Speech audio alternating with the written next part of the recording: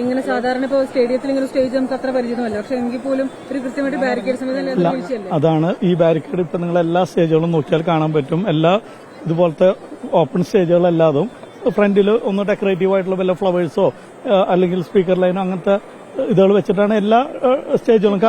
അല്ല, ഞാൻ അതായത് ഇരിക്കുമ്പോ അവരുടെ ഫേസ് കവർ, ഈ ഇരിക്കുന്ന ആളുകളുടെ ഫേസ് കവറാവാതിരിക്കാനാണ് സാധാരണ നിലയ്ക്ക് ഹൈറ്റുള്ള ബാരിക്കേഡുകൾ വെക്കാത്തത്.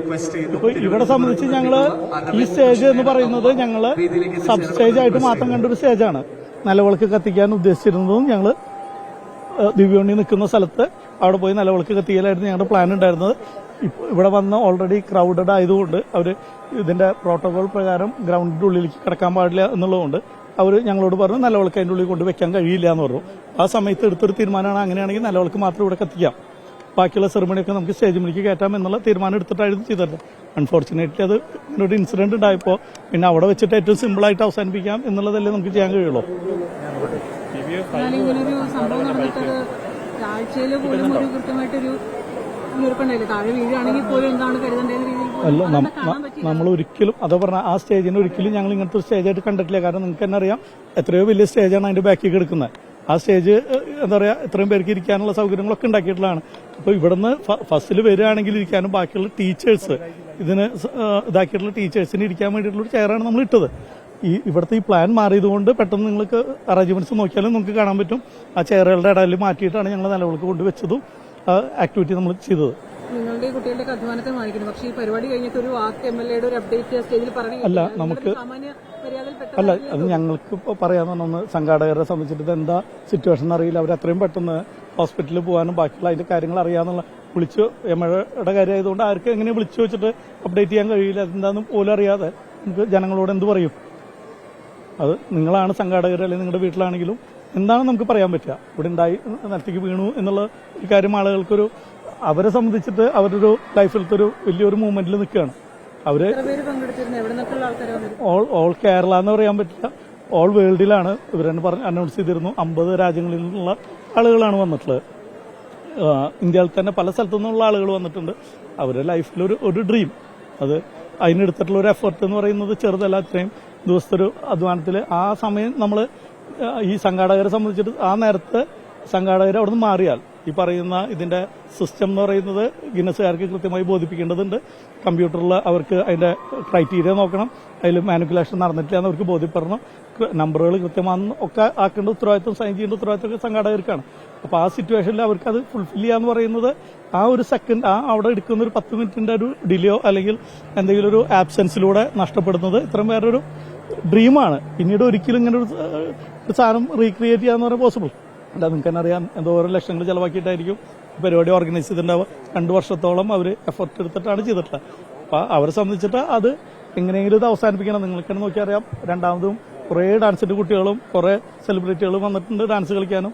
ഈവൻ ഒരു ഇത് കിട്ടിയത് അവരെ കൂടെ നിന്ന് ഒരു ഫോട്ടോ എടുക്കണമെന്ന് ആഗ്രഹിച്ചിട്ടുണ്ടാവും. ഇനി അങ്ങനെ എല്ലാവരും നമുക്ക് സ്റ്റേജിലേക്ക് വിളിക്കണ്ട എന്നുള്ളത് കൊണ്ടാണ് അവരത് മാറ്റിയത്. ഇത് ഗിന്നസ് പരിപാടി അനൗൺസ് ചെയ്തത് വേറൊരു ദിവസം എല്ലാവർക്കും ഗിന്നസ് എന്താ പറയുക ഫിസിക്കൽ ആയിട്ടുള്ളതും ഇതും കൂടിയിട്ടുള്ള ഒരു ഫോട്ടോ സെക്ഷനും കാര്യങ്ങളും അവർ ആഗ്രഹിക്കുന്നുണ്ടാവും. ഈവൻ ടീച്ചേഴ്സിനുള്ള കുറെ ഗിഫ്റ്റുകൾ പലരും ഓഫർ ചെയ്തിട്ടുണ്ടായിരുന്നു, ഒരാൾക്ക് കൊടുത്തിട്ട് അവസാനിപ്പിച്ചത്. കാരണം അതും അർഹിക്കുന്നൊരു അപ്രിസിയേഷനാണ്. പക്ഷെ അതുപോലെ നമ്മളത് ചെയ്യാണ്ട് അല്ല, ഉറപ്പായിട്ടും അതെ. ഇല്ല, ഇപ്പൊ എന്താ വെച്ചാല് പണ്ടത്തെ പോലെ ഇപ്പൊ PWD പണ്ട് PWD ചെക്ക് ചെയ്യുന്ന ഒരു ഏർപ്പാടുണ്ടായിരുന്നു. ഇപ്പോഴത്തെ കണ്ടീഷനിൽ PWD മാൻഡറ്ററി അല്ല, PWD ചെയ്യാറില്ല. പ്രൈവറ്റ് ഇതിൽ വേണമെങ്കിൽ നമുക്ക് ചെയ്യാം. ഞങ്ങളെ സംബന്ധിച്ച് മേളത്തെ സ്റ്റേജ് എന്ന് പറയുന്നത് നമുക്ക് അത്രയും സ്പേഷ്യസ് ആയിട്ടുള്ള സ്റ്റേജാണ്, ചെറിയ സ്റ്റേജ് അല്ല. ഇതൊരു സബ് സ്റ്റേജായിട്ട് MCക്ക് നിൽക്കാം, ബാക്കിയുള്ളവർക്ക് നിൽക്കാന്ന് പറയുന്ന ഒരു സ്റ്റേജിനെയാണ് പെട്ടെന്ന് മാറ്റിയിട്ട് അത് നിലവിളക്ക് വയ്ക്കുന്ന ഒരു സ്റ്റേജായി മാറിയത്.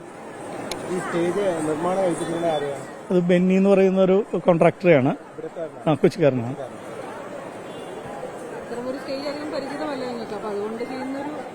അല്ല, ഇതിപ്പോ നമുക്ക് ഇവിടെ എന്താ വെച്ചാൽ ചെയറിന്റെ ഉള്ളില് സാധാരണ നിലയ്ക്ക് ഇടുന്ന പോലെ കറക്റ്റ് ആയിട്ടുള്ള ശരിക്കും ഒരു സിസ്റ്റം, റെഡിമെയ്ഡ് സിസ്റ്റം കൊണ്ട് ഇംപ്ലിമെന്റ് ചെയ്യാൻ കഴിയില്ല. അപ്പൊ അതുകൊണ്ട് തന്നെ ആ ലിമിറ്റേഷനിൽ നിന്നിട്ട് വേണം വർക്ക് ചെയ്യാൻ.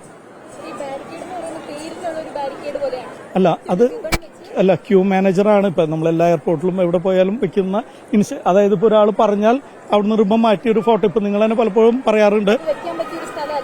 അല്ല, അതുകൊണ്ടാണ് പറഞ്ഞത്, പലപ്പോഴും പല സ്റ്റേജുകളിലും നിങ്ങൾ മീഡിയ തന്നെ പലപ്പോഴും ആവശ്യപ്പെട്ടിട്ടുണ്ട് ഫ്രണ്ട് കവറാവുണ്ട്. അല്ല, ഞങ്ങൾ അതുകൊണ്ടാണ് ഫ്രണ്ടിൽ കൂടെ കയറാതിരിക്കാൻ വേണ്ടിയിട്ടാണ് ബാക്കിൽ കൂടെ നടന്നു വരാൻ വഴിയിട്ട്. അല്ല അതാണ് സാർ നിങ്ങൾ മനസ്സിലാക്കേണ്ടത്. നമ്മൾ ഉദ്ദേശിച്ചത് ഫ്രണ്ടിൽ കൂടെ നടക്കാതെ ബാക്കിൽ കൂടെ നടന്നിട്ട് ചെയറിലേക്ക് കയറിയിരിക്കാൻ വേണ്ടിയിട്ടാണ് ഞങ്ങൾ ആ രീതിയിൽ തന്നെ ചെയർ ഇട്ട് വെച്ചത്. അല്ല, ബാക്കിൽ കൂടെ തന്നെയാണ് ആൾക്കാർ വന്നിരുന്നത് എല്ലാവരും. ചില നേരത്ത് MLA പെട്ടെന്ന്, കാരണം ഇതൊക്കെ നമ്മൾ ആ നേരത്ത് MLA വരുന്ന പോലും ഞങ്ങൾക്ക് അറിയില്ല. ആ നേരത്തെ എന്താ വെച്ചാൽ അനൗൺസ് ചെയ്യാൻ പോകുന്ന ആ ക്രൂഷ്യൽ ടൈമിലാണ് ഇത്. ബാക്കിയുള്ള കാര്യങ്ങൾ നടക്കുന്ന ഇത്രയും കുട്ടികളും കാര്യങ്ങൾ നോക്കണം, റിഹേഴ്സൽ നോക്കണം, AV നോക്കണം, ഒക്കെ ചെക്ക് ചെയ്യണ്ടേ. അപ്പോൾ ആ കാര്യത്തിൽ എല്ലാവരും കോൺഷ്യസ് ആണ്.